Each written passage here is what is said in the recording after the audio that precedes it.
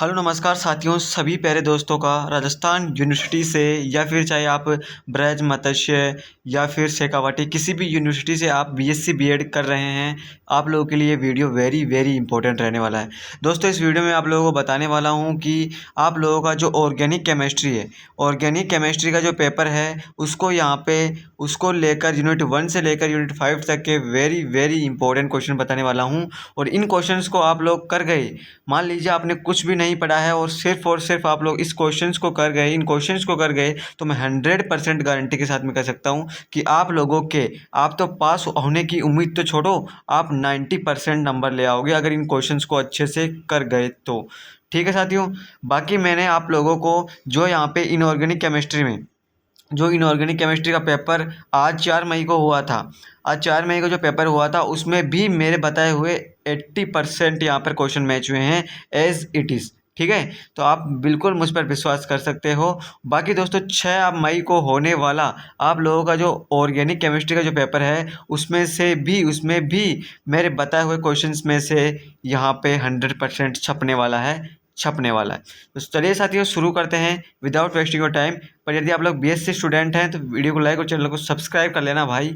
आप लोग के लिए आगे आगे आने वाले हर एक पेपर्स का मैं पहले ही आप लोगों के लिए इंपॉर्टेंट क्वेश्चन प्रोवाइड करवा दूंगा। चलिए बात करते हैं, सबसे पहले यूनिट वाइज बात करेंगे। सबसे पहले यूनिट फर्स्ट की बात करेंगे। तो यूनिट फर्स्ट में सबसे पहले कौन कौन से इंपॉर्टेंट है, आप लोग क्या कीजिएगा, जैसे जैसे वीडियो आगे चलते जाए आप स्क्रीनशॉट लेते रहिएगा। देखो सबसे पहला अपने पास में जो क्वेश्चन है, सबसे पहला अपने पास में आप लोगों को याद रखना है, वर्णमूलक एवं वर्णवर्धक क्या होते हैं, क्रोमोफोर और ऑक्सोक्रोम क्या होते हैं, वेरी वेरी इंपॉर्टेंट। ठीक है, सेकेंड आप लोगों को ध्यान में रखना है, वर्णोत्कर्षी विस्थापन एवं वर्णोपकर्षी विस्थापन क्या होता है, समझाइए। ये आप लोगों से यहाँ पर टिप्पणी करवा सकता है। ठीक है, अतिवर्णक एवं अधोवर्णक प्रभाव क्या होते हैं, आप लोगों को यहाँ पे फिर आप लोगों से क्वेश्चन पूछा जाएगा, निम्नलिखित यौगिकों में से इलेक्ट्रॉनिक संक्रमण संभव है, बताइए किस में कितने इलेक्ट्रॉनिक संक्रमण संभव है, वेरी वेरी इंपॉर्टेंट है इस प्रकार का क्वेश्चन। नेक्स्ट आप लोगों से फिर क्वेश्चन है, यहाँ पर अणुओं के इलेक्ट्रॉनिक संक्रमण को समझाइए। इन अणुओं के इलेक्ट्रॉनिक संक्रमण समझाना है यूनिट फर्स्ट से। ठीक है, नेक्स्ट नियम है आपके पास में बियर लैम्बर्ट का नियम, वेरी वेरी इंपॉर्टेंट है, बियर लैम्बर्ट का नियम छपेगा क्वेश्चन। नेक्स्ट नियम है आपके पास में हुक का नियम। हुक का नियम क्या है, वेरी वेरी इंपॉर्टेंट है हुक का नियम। ठीक है, नेक्स्ट आपके पास में ऑक्सोक्रोम व क्रोमोफोर की अवधारणा समझाइए, वेरी वेरी इंपॉर्टेंट क्वेश्चन है साथियों, वेरी वेरी इंपॉर्टेंट। साथियों नेक्स्ट क्वेश्चन है, मोलर अवशोषकता क्या होती है, मोलर एब्जॉर्प्सिटी क्या होती है, बताना है साथियों। नेक्स्ट आपके पास में क्वेश्चन है, वुडवर्थ फ्रीजर नियम का उपयोग करते हुए निम्नलिखित यौगिकों के लिए लैम्बडा मैक्सिमम का मान परिकलित कीजिए। यानी कि यहाँ पे आप लोगों से यहाँ पे अथवा में क्वेश्चन पूछा जाएगा। ठीक है, नेक्स्ट आपके पास में कार्बनिक यौगिकों में विभिन्न प्रकार के आणविक कंपनों की सचित्र व्याख्या कीजिए। सचित्र व्याख्या आप लोगों को करनी है भाई। ठीक है, इंपॉर्टेंट क्वेश्चन है, ध्यान रखना। अब बात आती है भाई यूनिट 2 की। यूनिट फर्स्ट में जितने मैंने इंपॉर्टेंट क्वेश्चन बताए हैं उनमें से आप लोगों को डेफिनेटली 100% क्वेश्चन देखने को मिलेगा। सारे क्वेश्चन आप लोग अथवा के क्वेश्चन भी देखने को मिल जाएंगे, उसमें से अच्छे से कर लेना, उससे बस एनफ है। नेक्स्ट यूनिट 2 की मैं बात करता हूँ, तो एल्कोहल, फिनोल और ईथर एवं इपॉक्साइड आप लोगों की ये यूनिट है भाई। ठीक है, तो इसमें से आप लोगों से क्या पूछा जाएगा, तो इसमें से आप लोगों से यहाँ पे देखो सबसे पहला क्वेश्चन आप लोगों से पूछा जा सकता है। सबसे पहला क्वेश्चन है, एल्कोहल में हाइड्रोजन बंध की व्याख्या कीजिए। एल्कोहल में हाइड्रोजन बंध की व्याख्या करनी है यूनिट 2 से। हाँ, पिनाकोल व पिनाकालोन पुनर्विन्यास क्या होता है, समझाना है। नेक्स्ट क्वेश्चन पूछा जाएगा आप लोगों से, एल्कोहल की अम्लीय प्रकृति। एल्कोहल की अम्लीय प्रकृति क्या होती है, नहीं, एल्कोहल की अम्लीय प्रकृति क्या होती है, एल्कोहल की अम्लीय प्रकृति बस। नेक्स्ट है यहाँ पे क्लेजन पुनर्विन्यास क्या होता है, ये बताना है भाई, क्लेजन पुनर्विन्यास क्या होता है, इससे क्वेश्चन पूछा जाएगा। नेक्स्ट आपके पास में फिनोल का एल्किलीकरण, फिनोल का एल्किलीकरण क्या होता है, बताना है भाई। नेक्स्ट क्वेश्चन पूछा जाएगा आप लोगों से, राइमर टीमान अभिक्रिया।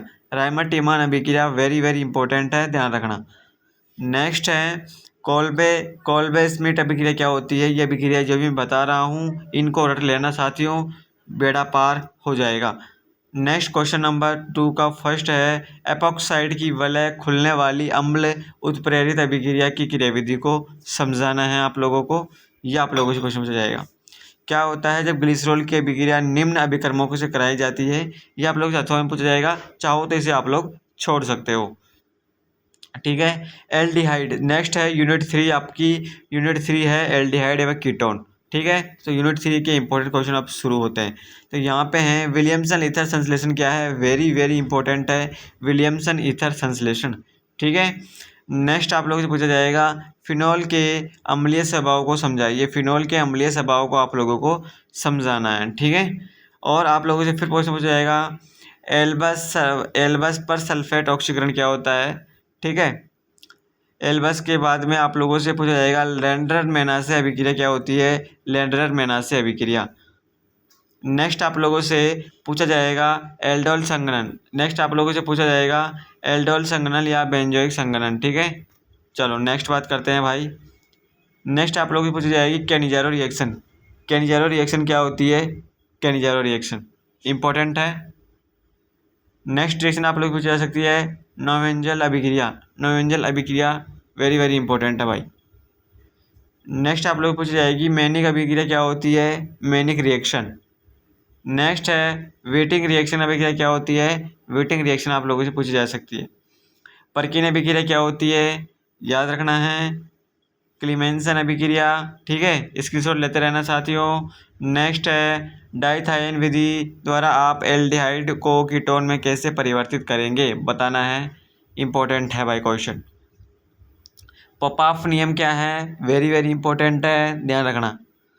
नेक्स्ट है एसीटोन की एथिलीन ग्लाइकोल के साथ अम्ल उत्प्रेरित अभिक्रिया। एसीटोन की एथिलीन ग्लाइकोल के साथ अम्ल उत्प्रेरित अभिक्रिया। फॉर्मेल्डिहाइड के साथ क्रिया बताइए, फॉर्मेल्डिहाइड के साथ अमोनिया की क्रिया होगी तो कौन सा उत्पाद बनेगा, है ना, ये बताना है भाई। मरीवाइन यहाँ पे पॉन्ड्रोफ वर्ले सिद्धांत वेरी वेरी इंपॉर्टेंट है, ये अभिक्रिया ध्यान रखना, पूछी जा सकती है, याद करके जाना है। रिफॉर्मेस्ट की अभिक्रिया क्या होती है, हेलोफॉर्म अभिक्रिया क्या होती है, ध्यान रखना है। नेक्स्ट है भाई आप लोगों की यूनिट 4। यूनिट 3 तक मैंने जितने भी इंपॉर्टेंट रिएक्शंस और यहाँ पे क्वेश्चंस बताए हैं साथियों, रेडी कर लेना इनको। 100% पेपर इसी में से मिलेगा, चाहे लिखवा के ले लो। ठीक है, यूनिट 4 की मैं बात करूँ तो सबसे पहला क्वेश्चन है इसमें अभिक्रियाओं को पूर्ण करना है, ये इस प्रकार से बुक से। ठीक है, तो इसको तो आप देखो। अब यहाँ पे देखो, अब शुरू होता है मेन क्वेश्चन से। यहाँ पे अल्फा बीटा गामा हाइड्रोक्सी अम्लों पर ऊष्मा के प्रभाव की विवेचना कीजिए। अल्फा बीटा गामा हाइड्रोक्सी अम्लों पर ऊष्मा के प्रभाव की विवेचना करनी है। इसमें आंट ईस्टर्ड संश्लेषण पर टिप्पणी। नेक्स्ट है भू ब्लॉक अपचयन। भू ब्लॉक अपचयन क्या होता है, इसके बारे में समझाना है। हेल बोलाई जिलेंस की अभिक्रिया क्या होती है, साथ ही साथ हेलो अम्लों पर ताप का इफेक्ट क्या होता है, टेम्परेचर का क्या इफेक्ट पड़ता है इसके ऊपर, हेलोफॉर्म अभिक्रिया के ऊपर। हेलो अम्लों डाई कार्बोक्सिलिक अम्लों पर ताप का प्रभाव आप लोगों को समझाना है।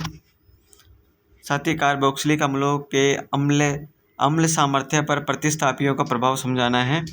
इससे रिलेटेड भी क्वेश्चन पूछा जा सकता है। कार्बोक्सिलिक अम्लों की संरचना व बंधन को समझाना है, इसमें बॉन्डिंग को समझानी है। नेक्स्ट क्वेश्चन है अम्ल व्युत्पन्नों का अंतर परिवर्तन को समझाइए। अम्ल व्युत्पन्नों के अंतर परिवर्तन को या अथवा में पूछा जाएगा क्वेश्चन। अम्ल व्युत्पन्नों की संरचना को समझाते हुए उसके स्थायित्व एवं क्रियाशीलता की व्याख्या करनी है। ठीक है, नेक्स्ट क्वेश्चन आप लोगों से पूछा जाएगा बायोरेट परीक्षण क्या है, देख लेना एक बार। स्थिरीकरण की क्रियाविधि आप लोगों से पूछी जा सकती है।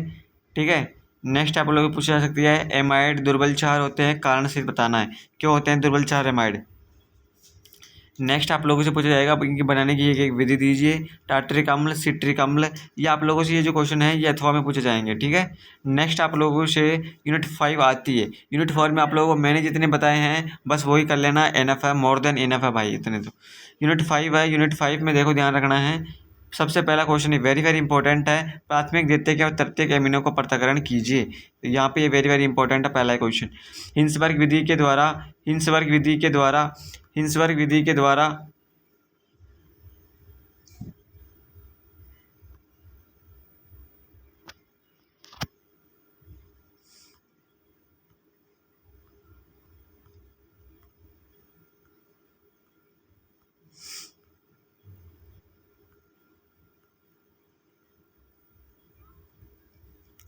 नेक्स्ट है हिंसबर्ग विधि के द्वारा एमिनो को कैसे पृथक करेंगे। नेक्स्ट है फिर डाईएजोटीकरण क्या होता है, बेंजीन डाईएजोनियम क्लोराइड कैसे बनाएंगे, क्रिया विधि बतानी है बेंजीन डाईएजोनियम क्लोराइड की। बेंजीन डाईएजोनियम क्लोराइड से क्लोरोबेंजीन व फिनोल कैसे प्राप्त करेंगे बताइए। नेक्स्ट है अम्लीय उदासीन व क्षारीय माध्यम में नाइट्रोबेंजीन के अपचयन की विवेचना कीजिए, रासायनिक समीकरण भी लिखिए। नेक्स्ट आपके पास बोल्ट्जमान अभिक्रिया क्या होती है। नेक्स्ट है गैब्रियल थैलेमाइड संश्लेषण क्या होता है, समझाना है साथियों। नेक्स्ट है हाफमान ब्रोमेमाइड अभिक्रिया क्या होती है, ये बतानी है। एजो संयुग्मन क्या होता है, ये बताना है। साथ ही बेंजीन डाईएजोनियम क्लोराइड से निम्नलिखित कैसे बनाओगे, आयोडोबेंजीन। ये आप लोगों से इस प्रकार से जो क्वेश्चन पूछे जाएंगे वो आप लोगों से अथवा में पूछे जाएंगे। तो इस प्रकार से आप लोगों को मैंने हर यूनिट के इंपॉर्टेंट क्वेश्चन बता दिए हैं, यूनिट 1 से लेकर यूनिट 5 तक के। अगर आप लोग इन क्वेश्चन को अच्छे से कर सकते हो तो 100% मैं गारंटी के साथ में कह सकता हूँ कि आप लोग यहाँ पे पास हो चुके हो, अच्छी परसेंटेज भी बना लोगे। यानी कि आप लोग अगर 33 नंबर का आप लोगों का पेपर है तो 33 नंबर में से अगर आप लोग इन क्वेश्चन को कर लेते हो तो आराम से 28 से 29 नंबर आप ला सकते हो आराम से। ठीक है, तो बिल्कुल आप लोगों के लिए मैं अब जितने भी आगे होंगे फिजिकल केमिस्ट्री के, बाकी फिजिक्स के, मैथ के, हर एक के इंपॉर्टेंट क्वेश्चंस मैं पहले ले आऊँगा। तो चैनल को सब्सक्राइब कर लेना। धन्यवाद, जय हिंद।